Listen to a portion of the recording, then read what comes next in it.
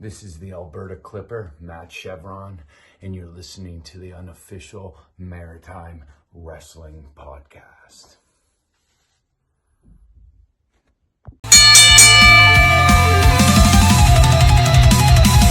This is the Unofficial Maritime Wrestling Podcast.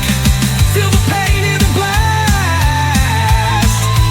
Through the ropes, through the fight, Maritime Wrestling walls the night.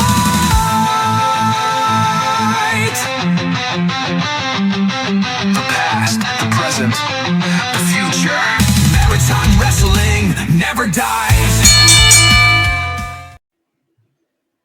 Welcome to the Unofficial Maritime Wrestling Podcast. I'm your host, Corey, joined by Corey. How's it going? What's going on, buddy? I'm doing pretty well. How are you? Doing fan-freaking-tastic. Also joined by that Mark. Mark the Mark. You. Logan Green's favorite person. Oh, I'm glad to hear that. Mark isn't Sure I Logan am. Green. Oh, it's his favorite He's person. he's though. my favorite person. Yeah. How are you doing, Mark? You Doing better than last week. Better than the week before. All You know, right. since that Is it that because you comment. just got back from the peninsula? No, it's because of that comment in the interview All right, about my there you face. Uh, Still feeling Yeah. terrible about it. you should have You know? taken his advice. I'd have that head circumcised too, man. It's expensive nowadays, man. Healthcare. Yeah, I know it's expensive. Yeah. Doesn't And go also- under aesthetic. No. Also joining us, Jason Casey. What's going on? You know, another day, another 10 cents. WrestleMania over the weekend. Any thoughts on that? Yeah. Raw was better than WrestleMania. Agreed. I don't often watch Raw, but Raw was pretty good. When I saw Gunther choke out Pat McAfee, I was like, man, didn't think I'd be a Gunther fan today. I enjoyed parts of WrestleMania. Yeah. Yeah, some of it Main was event. really good. Main event left something to be desired for me. I will say, NXT on Saturday afternoon. Holy shit! I actually went back and rewatched a couple of those matches. If you haven't checked out NXT Stand and Deliver, it's worth the watch. They stand and delivered. I will say one complaint for me, one big complaint. The commentary in wrestling now sucks. Booker T is Yeah. just horrible. And I've never been a fan of Pat McAfee. Like seeing him jump up and down like a dipshit. I on the enjoy the commentary Pat table. McAfee stuff. I'll be honest. I hate it. I absolutely hate it. No, Michael Cole's doing it too. And look, it got him a broken nose for it. Do you mean the yeeting? The eating, the feeding, the beating, everything eating. Okay. We have a new. This is why we call Corey the Grouchy Elf over the BSHL There you go. podcast. He doesn't Yeah, enjoy I'm eating. grouchy. We love eating. So Everybody loves eating. WrestleMania be damned.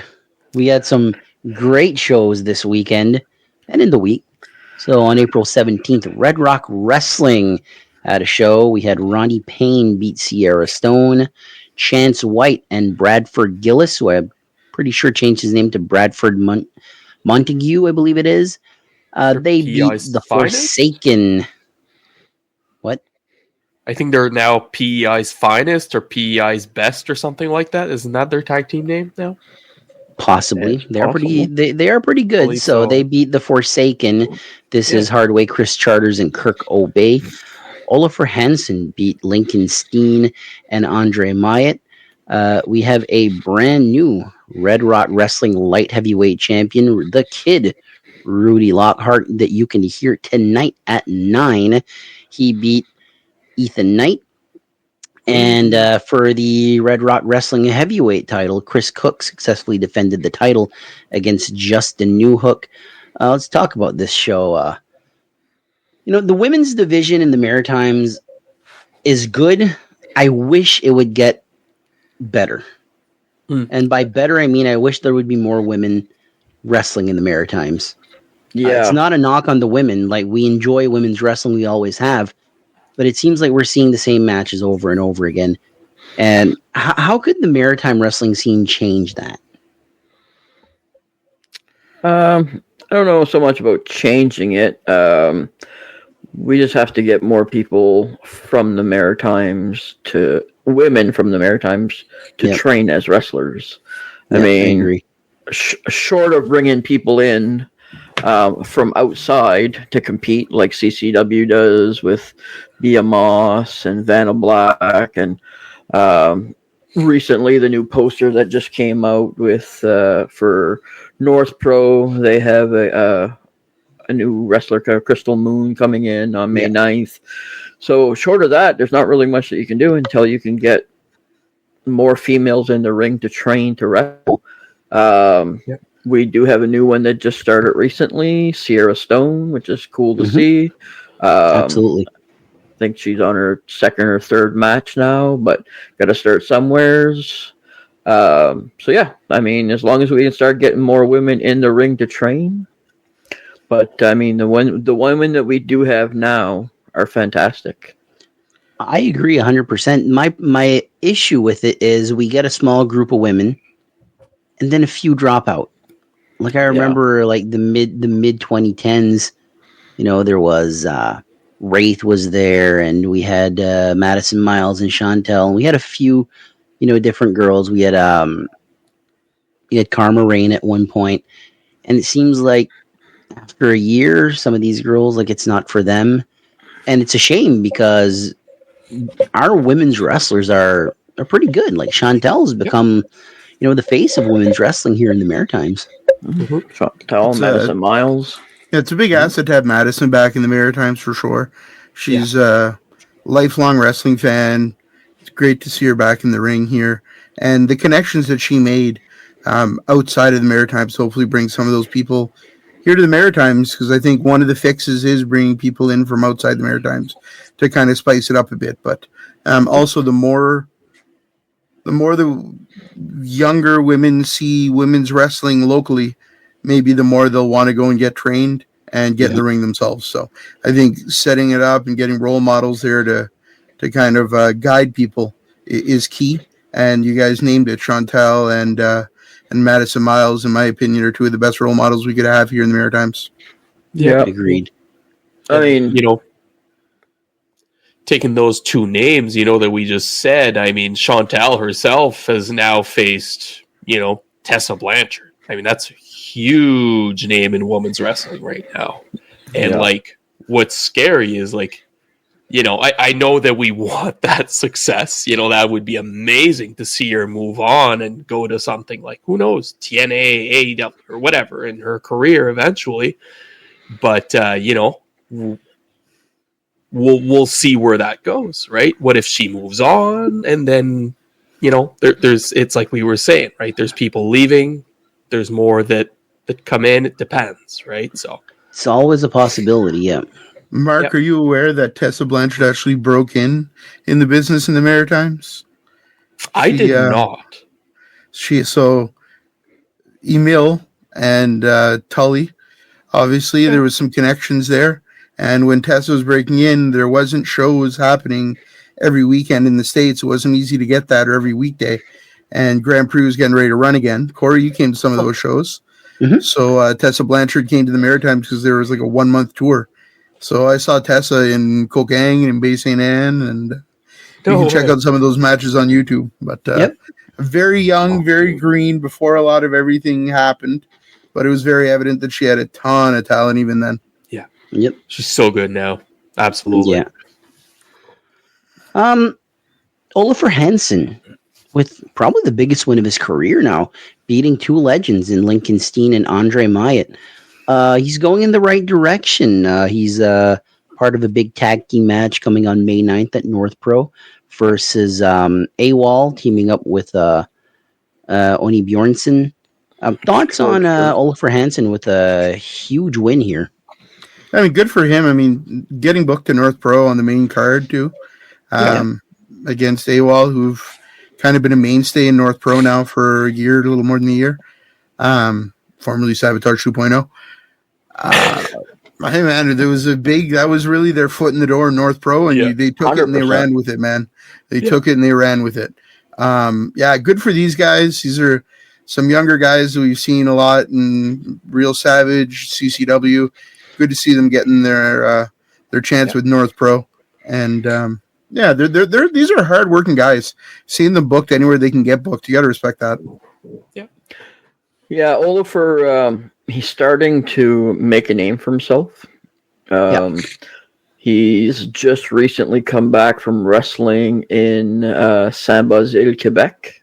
Cool. It was a Gala de Lutte they had over there. Can't remember the name of the guy he wrestled, but he was like 6'2", 6'3", 320 pounds.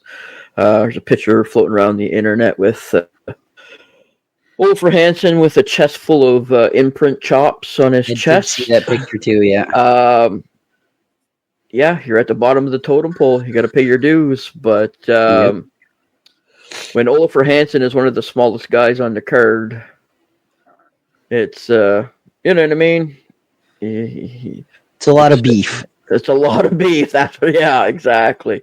But yeah, I mean, he's just starting out, about a year under his belt, and like you say, he's faced and taken Lincoln Steen, Andre Myatt. He's already faced Chip Chambers.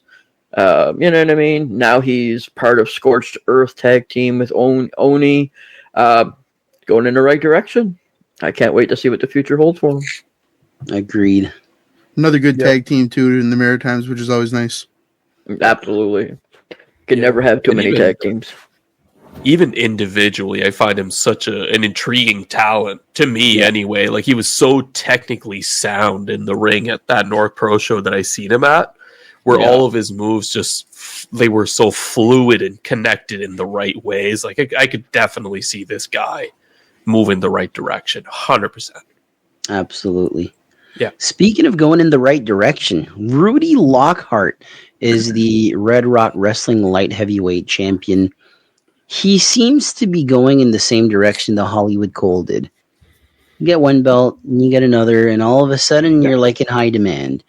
And for Red Rock Wrestling, for Rudy's size, this belt kind of fits him really well. But I kind of see this belt as a stepping stone as well. Thoughts on this? Yeah, definitely a stepping stone. You're right. I believe he is going to be following in Cole's footsteps. He is the next rising star. Yeah, everybody can hear all about it tonight, 9:00. We did interview him, so you'll get to hear the inside scoop of what he had to say. But, with this third championship for him, tag team champion, Lennox. Fourth championship, actually. Okay, so you know what I mean. It's he's going in the right direction. He's in UCW was tag team champion. Currently, the UCW Atlantic Canadian champion. He did hold the Propeller Arcade title as well. Right, and now he's got the light heavyweight. The light heavyweight title. I lost my train of thought there for a second. Yeah. So I mean, it's the way you do it, right? We spoke about it a couple times with the last couple interviews that promotions are putting trust in these guys to hold these belts because they see something in them. So it just makes sense. He's going in the right direction. He's proving himself in the ring and outside the ring and doing everything right. He's not a man of big stature. He's 5'4". So he really has to really do something to stand out, right? So he's doing what he has to do. So I think he's going in the right direction. Yeah, it's just with Rudy. It's one of those things where, to me, it's not if, but when does a big company put the big belt on him? Yeah, it's sooner rather than later, in my opinion. Yeah, he's got a title match, a big title match coming up on May 9th against Moondog Dylan Davis with North Pro. That's for the big belt. Exactly. Yeah. So you know what I mean. He's being given the shots. Whether they pull the trigger and put the belt on him is a totally different question or a different story. But at least he's getting the shots. And you have to look at that as the promotions are trusting Rudy. Yeah, Because you look at the promotions that are giving him shots: Red Rock Wrestling, North Pro, UCW, Yeah, yeah. They're all PWU. staples. Yeah. Those are huge promotions right now in the Maritimes, and he's a big part of these shows, and he's winning gold everywhere. Yeah, You know? exactly. So Nobody in the Maritimes, maybe ever, has sold out quicker than PWU. Yeah. Oh, yeah. It's not a huge venue and whatever, but you know, New Scott's got those. His supporters they're hooked. They buy their tickets immediately, and you can't ask for better. So for a guy like that to be trusting Rudy, it says a lot. absolutely. Yep. Yep. So And he's really putting in those reps, too. So absolutely. hard work brings you success. It's well known in that business. So, yep. Absolutely. Main event that night for the Red Rock Wrestling heavyweight title, the big picture Chris Cook that we interviewed last week. Great interview. If you haven't checked it out, we highly recommend it. Any interview that we do, we highly recommend. Highly recommend to like and subscribe to. Leave a comment. Wink, wink, nudge, nudge. He beat the Newfoundland Nightmare to retain the Red Rock Wrestling heavyweight title. Newfoundland Nightmare is Justin Newhook, by the way, if you didn't know that. If you didn't know that and you're listening to this, I don't know what you're doing. But thoughts on this? This is a huge main event anywhere in the Maritimes because Justin Newhook has really found his way into that upper mid-card main event spot as a singles. Former Downtown Wrestling champion, current East Coast Pro Wrestling Celtic Roots champion. Like, to me, I couldn't figure out who was going to win this because I can see Chris Cook retaining because he's pretty much the ace of Red Rock Wrestling. Yeah, he's PEI's son. Yeah, he's the man. He's the man over there. But Justin Newhook as your champion is never a bad thing. So thoughts on this match? I mean, Justin's worked his way to be one of those top, 2 or 3 guys in the Maritimes right now. So no shock that he's worked his way into the main events. If you follow Justin on Instagram, he's always hustling. Never stops. Back in school full time, in the gym every day, promoting. Just guy's a hard worker and stuff like that, man. People want to be around you. Yeah, you can't having Justin Newhook on your poster, regardless of what promotion it is going to sell tickets. It's going to put asses in the seats because people know what he's like. He's a fantastic wrestler. He has a comedic side to his wrestling. He's extremely outgoing. He is he's a fan favorite. He will take the 2 minutes out of his time to take a picture with a kid. He signs autographs. You know what I mean? He's there. He knows that the fans are the ones that are paying his bills, and he knows it. So he's all for the fans, and I think it's fantastic. I love seeing him push and getting the chances, and like I say, he's gonna get gold. As a fan, I have a request for Mr. Newhook. Okay. As a fan, I want to see him put one of his famous purple nurples on Mark the Mark. Oh, come on. Why would you want that? I second that as a fan. I'll third that as a fan. I don't fourth that? Why would I?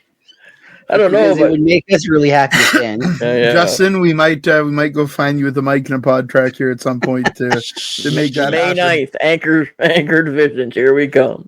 There we go. Well, get your tickets, I suppose. So before we move on from Red Rock, any more notes on that? That's what I nope. got. Mark, you're good? No purple No, really. nurple? Come on. Anyway, I was just about to say, actually, no, that main event could have gone anyway. Like, Yeah, really, absolutely. who wouldn't want Justin Newhook as their main guy, right? Their main title holder. And would have been a success either way. Either way, 100%. exactly. I don't think it's a bad thing that Chris Cook won because I think Chris Cook is one of those, especially in PEI. I think he's the ace there. He's their top guy. Like Cowboys retired, the next guy coming up was Chris Cook. So him being the champion makes all the sense in the world to me. Oh, 100%. Yeah.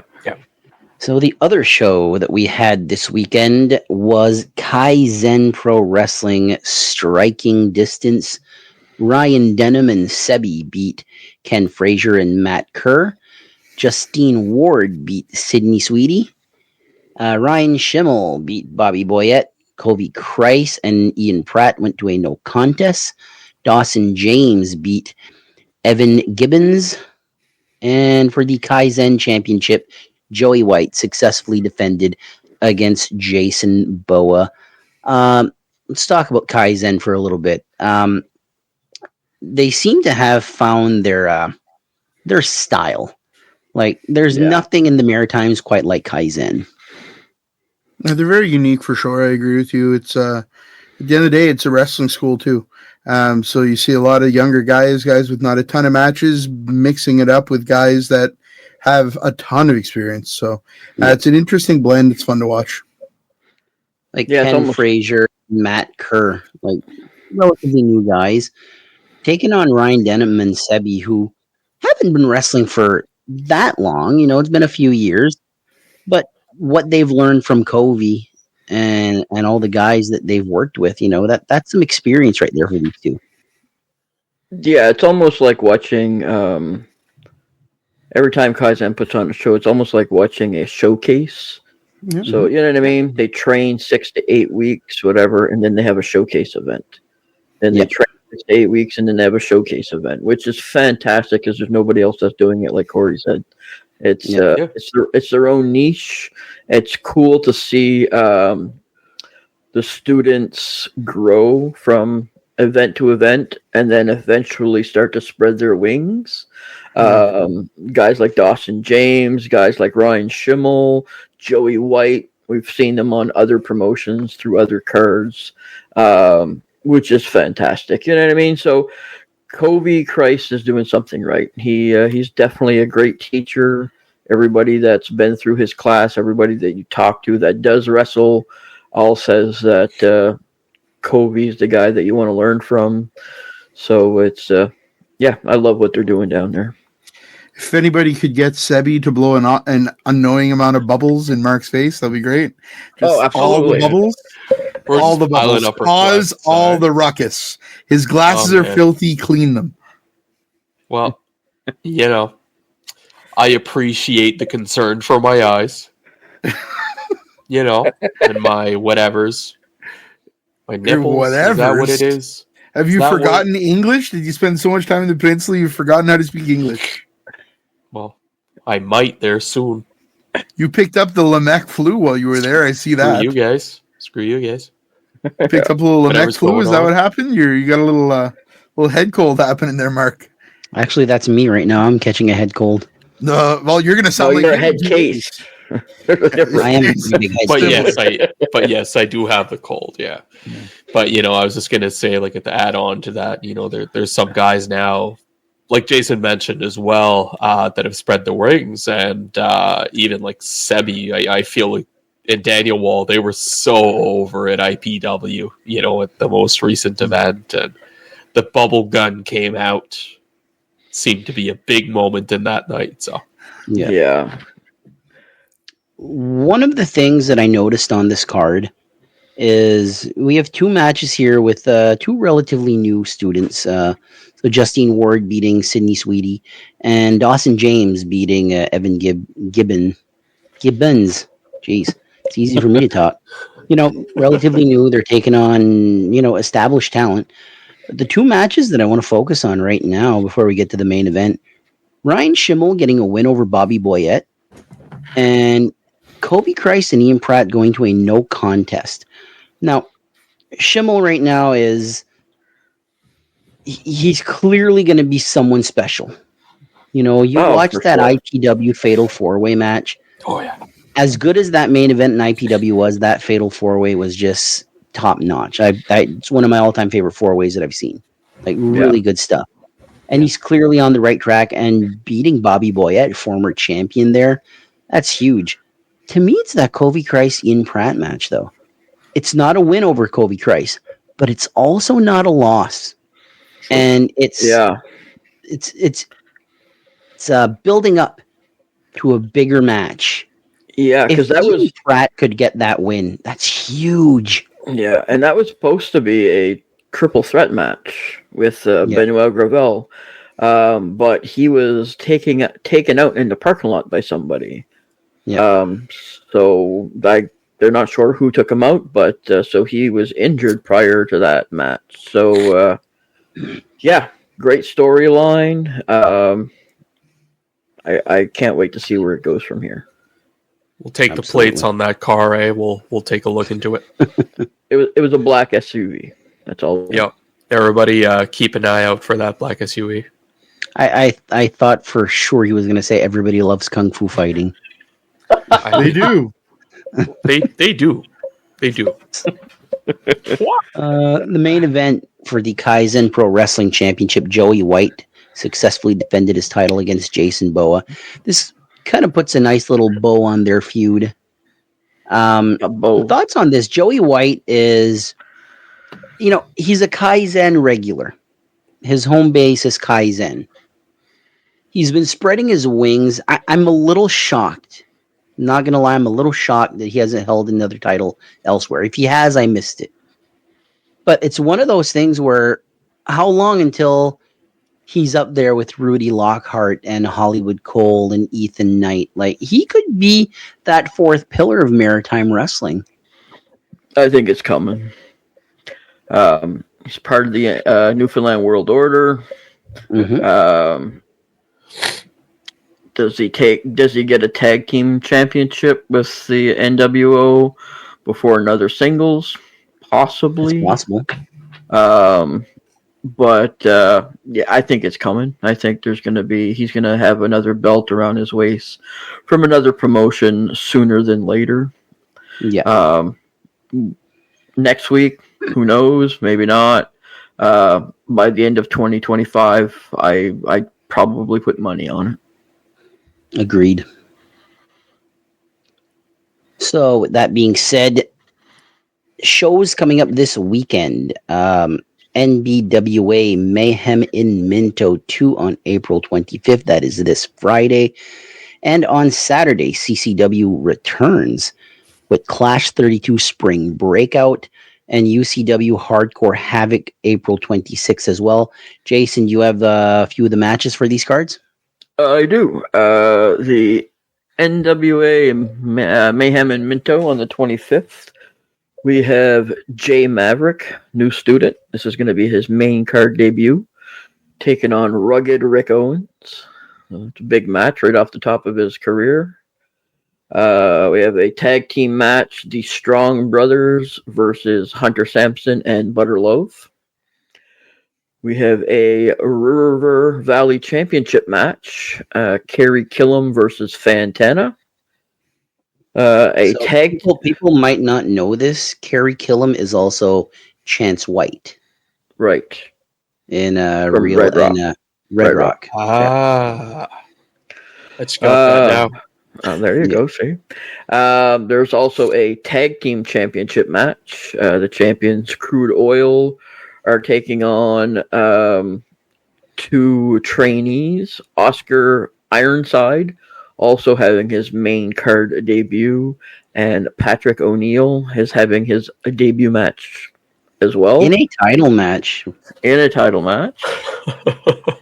And they're also... No pressure.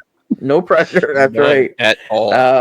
And to round out the evening, they're also... Larry Horowitz is putting up his heavyweight championship against the Ultimate Male, Zane Valentine. I love Larry Horowitz. I really do. I would not mind at all seeing Zane Valentine take that title. Zane Valentine would be a fantastic champion. Yeah. NBWA Mayhem in Minto 2. So that's April 25th. So CCW Clash 32 Spring Breakout. You have that card?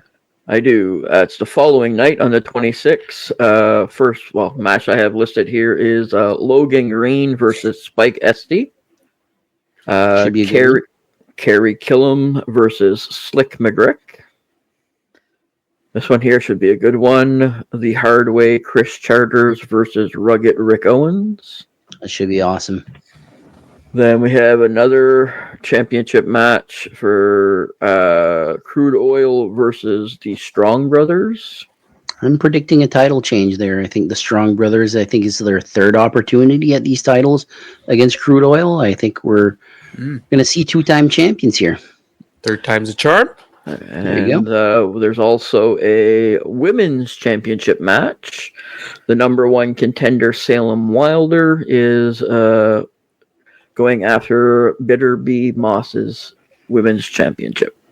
I think we have a title change there too. It's a good possibility. Mm-hmm. And UCW Hardcore Havoc, April 26th, the return of Hardcore Channing Decker.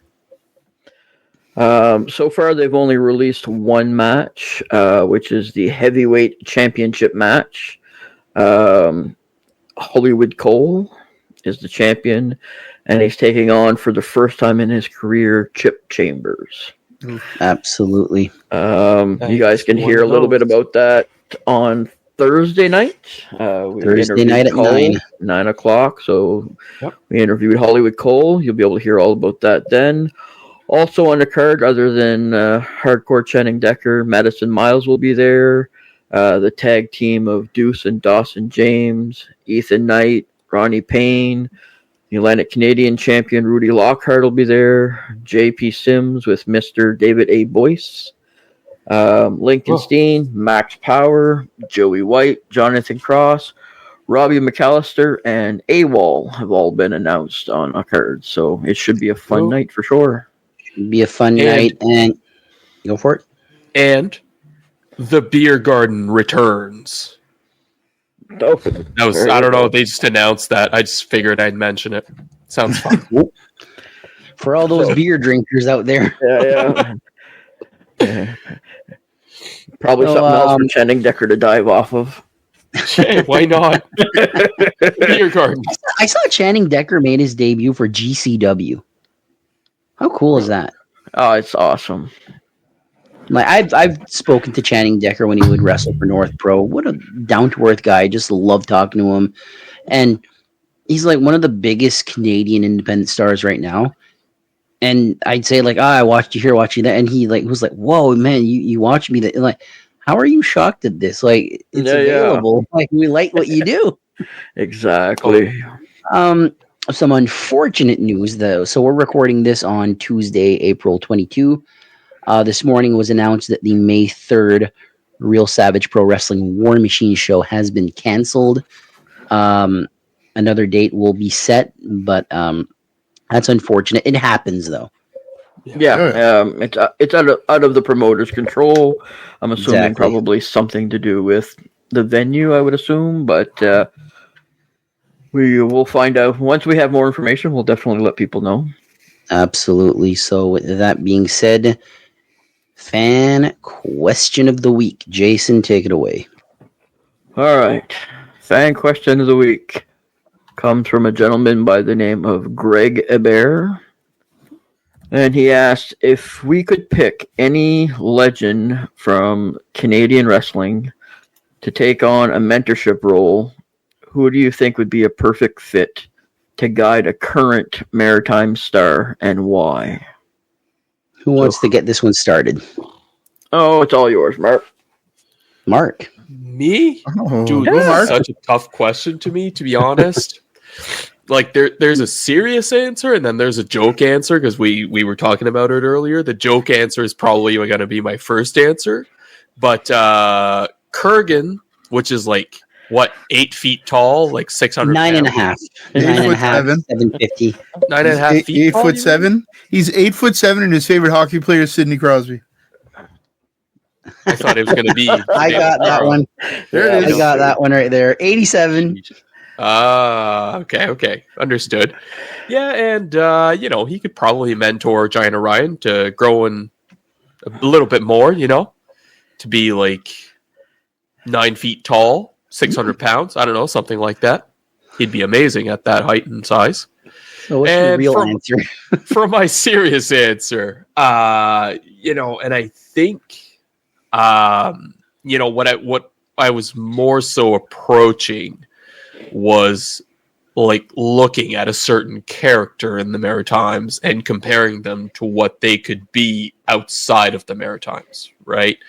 And to growing into that character or growing the character itself. And, you know, I have a couple of different answers, I guess, to this. I mean, okay, let's put it this way. Logan Green doesn't need advice on getting heat because he already knows how to get it. Yeah. But, you know, you think about it, like if he was around guys that know how to get heat, or like, you know, looking at a professional way, I guess. I don't know. Like, I'm still kind of torn on this. How about I'm gonna take the easy way out, and I'm gonna say if Hollywood Cole was to be mentored by Chris Jericho, he could really build on his character, and he could stretch it out even, right? It'd be so there'd be so much variety to what he could do. Mm-hmm. So, I guess I'll go next. Sure. I looked at it in a way of who could mentor someone and what storyline could there be once it's all over. Sure. My pick is Christian Cage. He would mentor the Hollywood Heathens. Mm. And once that storyline is coming towards its end, it's Cole feuding with Christian, with Ethan Knight being torn between his best friend and his mentor. His dad. Shut up. His father. So Christian is my pick, and Mark is my least favorite member of anything. I vote for Corey with an E to get choked out by Jason Boa. Oh, if I like that one. I get the bubble gun. All right. No, you get the purple nurple. That's the one you're getting. You're not getting out of this one.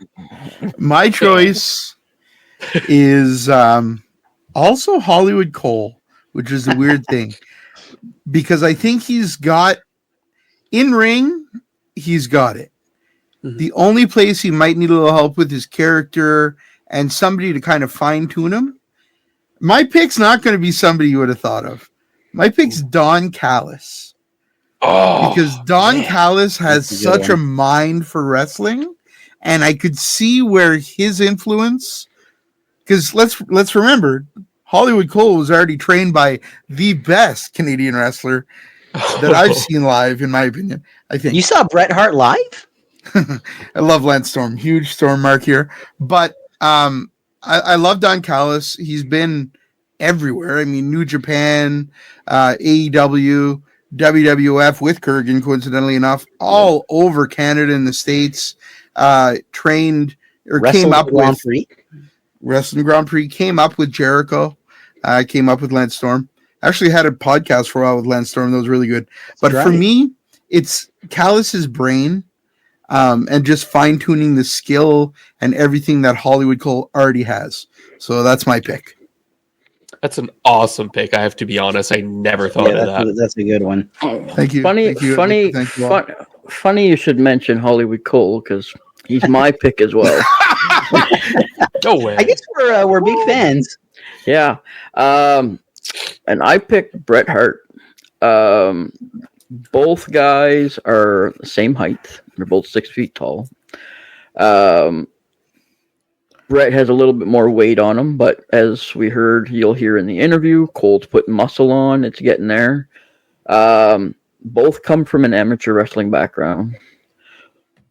Both trained through the Hart family. You know what I mean? Lance trained with the Hart School. So the same foundation. I mean, obviously, Lance Storm's training was regurgitated information that he learned through the Hart School. So there's all of that. There's the flashiness. the bright colors. You know what I mean? Bret Hart wasn't a Hollywood character, but he had the flash, he had the sunglasses, he had, you know what I mean? Everything coming out. So I think they mirrored each other a lot, and I think that Bret Hart would be a fantastic person to mentor Hollywood Cole, both for outside of the ring, appearance, as well as technical aspect in the ring. I think it'd be fantastic. Bret Hart as a heel was phenomenal to me. I could see that. Now I want to know who Hollywood Cole would want out of those four guys. It's kind of the question that I want now. Somebody could hit up Cole next time we interview him. We'll make that happen. Yeah, well, maybe you'll have to listen to the interview and hear what he has to say. I wasn't there, so I'm looking forward to hearing there it. you go. I kind of thought about it, eh? I kind of thought about it because I was looking so much because, I mean, let's face it, like LG is one of my favorite characters in the Maritimes in regards to performers. And like, I was thinking you so much as you love him. Well, that's okay. I'm okay with that. Whatever, man. Anyway, and I thought about it and I was like, man, imagine if Don Callis, that freaking rat, was walking around with LG. Oh, I would. People would hate themselves so much. I'd walk out. No shows anymore. I'd walk out. I'd be like, "This is too much for me." Oh man, like paintings of LG on the ring, and like, oh my god. Yeah, it's crazy to think where it would go. Or I mean, LG is literally just getting started in his wrestling career because he's been out with an injury for like 8 months, and he's already this good. I can't wait to see where he takes it.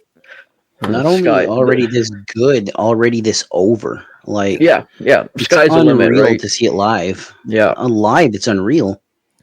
Oh yeah. And if Spike SD's mom is listening to this podcast, he posted a video about you. He's waiting for your response. How you like your salmon? I just figured I'd mention it. I don't know if she's listening, but listen, you can suck up to Logan Green all you want. It's not gonna happen, okay, Mark? I'm just trying to get out of paying him $50 happen. for that interview. You wanted the interview. You will pay him the $50. And that doesn't include tax, by the way. We'll see. Yeah, we will see. All right. With that being said, that'll be the end of this episode. We want to thank you all for listening to the Unofficial Maritime Wrestling Podcast. Don't forget to like, subscribe, comment, share. Jason. And don't forget, tonight, 9 p.m., Rudy Lockhart. The kid will be here. And on Thursday, 9 p.m., Hollywood Cole. So, with that being said, anything else, gentlemen? We've got a huge interview coming up. So, stay tuned. Yep. We have amazing plans in the next few weeks. Mm-hmm. So, we're just getting started, baby. We could let the cat out of the bag on tomorrow's interview, but we're not gonna. You have to wait to next week's interview to find out who it is. I'll give the fans a little bit of a tease, a little guess. Oh, all right. All right. Here's the guess. You guys ready? It's not a toaster. It's me. It's me. Oh God, I'll be lost there. 5 subscribers. 10 subscribers gone. That's too bad. There goes 15. But, we also lost Mark.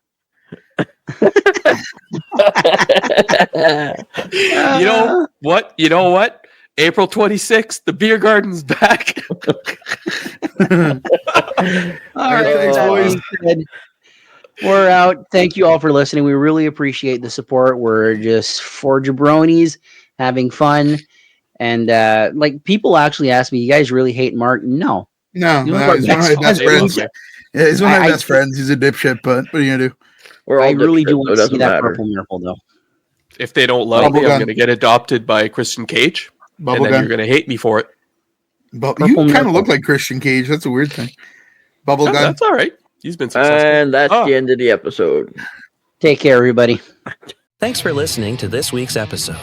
Don't forget to like, subscribe, and remember to catch us here every Wednesday for a new episode. Please visit us on Facebook, Instagram, and more.